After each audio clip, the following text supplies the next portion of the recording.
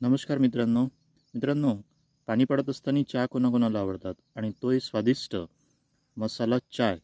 तर मसाला कसा बनवला जाते किंवा कुठले मसाल्यामध्ये कुठले पदार्थ टाकतात याबद्दल थोडीशी माहिती पाहूया. माझं नाव मनोज हाडके. आपल्या चॅनलवर नवीन जर असाल तर सबस्क्राईब करा, फेसबुकवर असाल तर फॉलो करा. माहिती आवडली तर लाईक करायला विसरू नका आणि चहा कसा बनेल हा मसाला वापरल्यानंतर ते नक्कीच मेसेज बॉक्समध्ये सांगा. चला तर कुठले कुठले पदार्थ किंवा काय काय टाकायचं आहे मसाल्यामध्ये ते तुम्हाला सांगणार आहे.